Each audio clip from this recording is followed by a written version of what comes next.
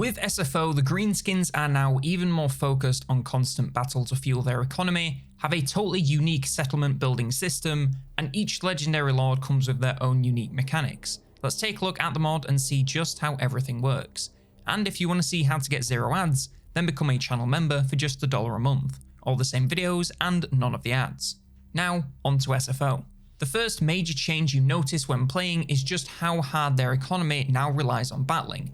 In vanilla this is true, but here it's taken to a whole new level. Even your most income-focused provinces will struggle to bring in 1000 gold per turn, making constant battling more essential than ever. To account for this, their post-battle loot and sacking income sees a nice boost, so as long as they stay busy, it's manageable, but the moment you stand still, it can all come tumbling down. They also have insanely large recruitment capacity without much investment, allowing them to create huge armies in just a few turns to get them into action that much faster. Their settlements and buildings also work a little differently from before. They still take settlements as normal, but many of their more advanced buildings require population surplus to be built. This means everything from late game recruitment to walls will require you to be rushing growth. Luckily, they do seem to generate growth quite quickly, but it gives you a lot more to think about when deciding what to build rather than just gold. Many of their buildings have also been shuffled around, particularly in the infrastructure tab. Nothing will make you a lot of money, so it's a lot more focused on buffs and bonuses for that and adjacent regions and armies. There's also the new Big Stuff category. This is a section of 4 buildings with 5 tiers each, and each one of them is focused on a different area of the campaign. You have armies and recruitment, settlement building, defense, and settlement maintenance. These also require a lot of growth to get to the max tier, so are very long-term projects with worthwhile payouts. There's now a whole new tab to the tech tree, and it connects to those new buildings. When the max tier of each one is built, it unlocks new unique tech trees with bonuses fitting to the buildings. There's buffs for all kinds of units alongside a selection of faction-wide buffs. The largest tree has 2 tiers for each option, with the second tier containing a trade-off for empowered effects. All of these cost scraps, so require the investment of both time and resources. As usual with SFO, control has been tweaked to give more incentive to keep it high. At high levels, the region gains benefits to income and line of sight, local armies gain buffs to charge bonus, and all armies faction-wide gain increased sacking and looting income. At low levels, the opposite is true, with more melee attack buffs for local armies, and all regions suffering from reduced control faction-wide. You're now more encouraged than ever to keep it high, and it's arguably as hard as it's ever been, with harsh penalties for collecting income, making control buildings essential unless you want to give up that tax money. There's also a new selection of much more detailed commandments. Camp Ruckus is focused on rushing growth, keeping control high, and training up units at the cost of reduced income. Brag About the Boss is your defensive option to slow plagues, corruption, and heroes, whilst giving your armies some wings. And Give It A reduces control but slows enemy armies, and drastically reduces the construction time of all buildings, along with a little extra replenishment and faction-wide income. It's a powerful option for building up regions quickly, but the control penalty can be brutal with how hard it is already. Lastly, they have a new movement stance called War Begins. It reduces movement range to grant extra XP for all units, along with a boost to charge bonus. It's great for quickly leveling up new troops, or just maximizing the impact of charging. Now moving on to the factions, all of which have seen some changes. Grimgor now has a new mechanic called Grimgor is the Best. Every 6 levels he climbs in XP, he gains a perk for the entire faction. You have a choice of 4 at each tier, and the power level is reasonable given these will be permanent for the rest of the game.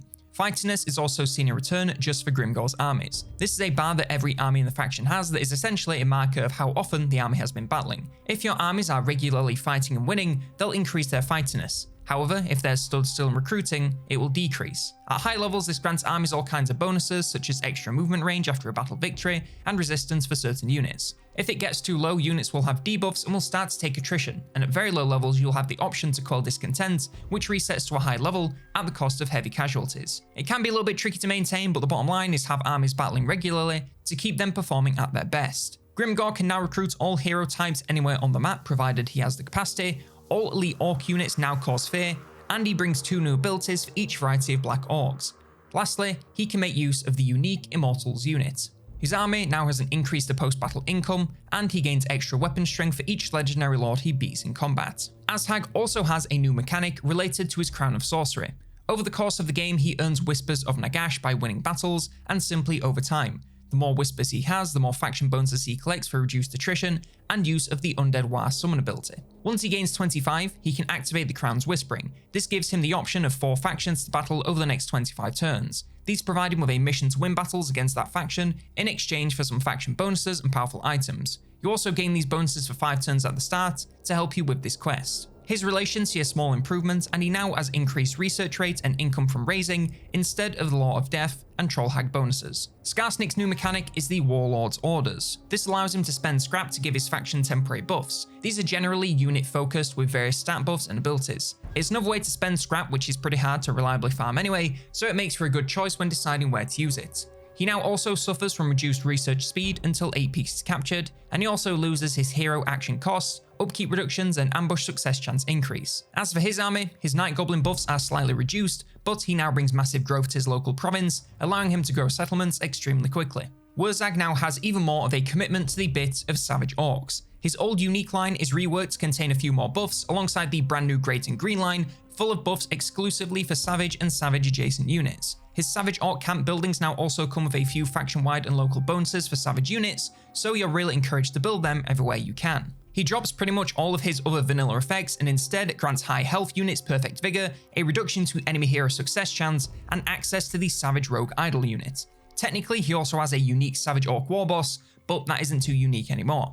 His army sees some slight reductions to his Savage Orc buffs. Grom's mechanic stays the same, but the relations are a little bit worse with the High Elves. In return, he drops the upkeep and charge buffs for reduced global recruitment duration for goblins, and faster XP gain for all chariots and pump wagons. His leadership for goblins is cut in half, but he now reduces the upkeep of chariots and pump wagons in his army. And lastly, Gorbad, he swaps the income from raising buff for an upkeep reduction, and has access to the unique Tactical Boys unit. Moving over to the roster, and as usual, it sees a massive number of tweaks from the base game to pretty much every single unit. However, in the interest of not showing you a slideshow of side-by-sides for 40 minutes, I'll just stick to what's brand new. For the melee infantry, we have the Forest Goblins. These are kind of like lower tier nasty skulkers. They're plenty sneaky with Vanguard and Stalk, but also have next to no defense and armor, making a fair fight on the front lines a terrible idea.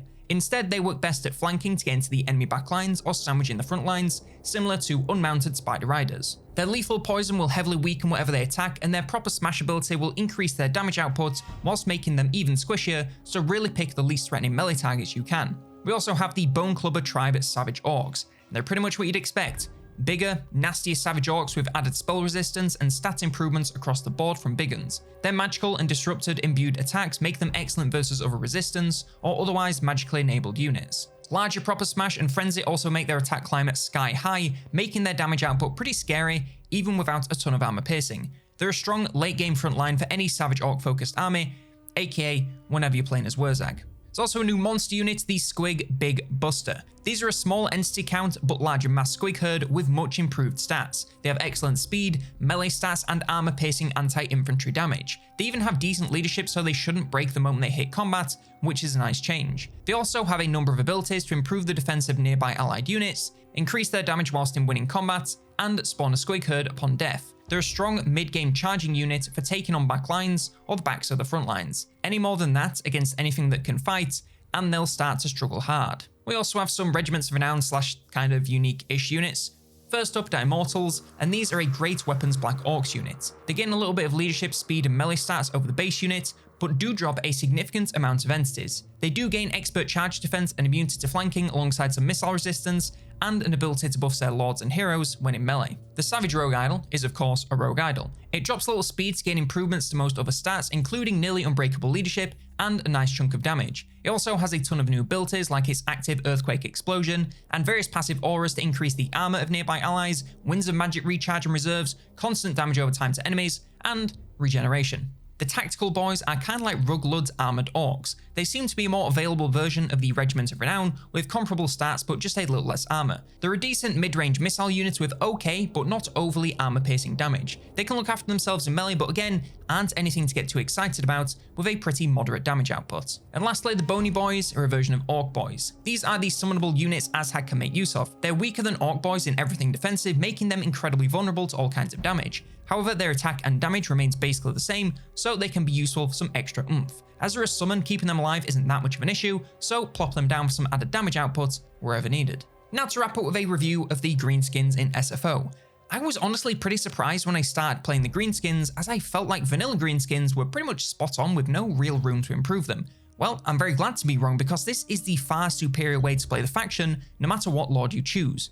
With the exception of Grom and Gorbad cheeks, everyone has a new mechanic and it spices up how they feel in a major way. Grimgor, as usual, is the biggest winner, with his mechanic being tied to how strong the dude himself gets, which is truly perfect, as that's pretty much how his faction works anyway.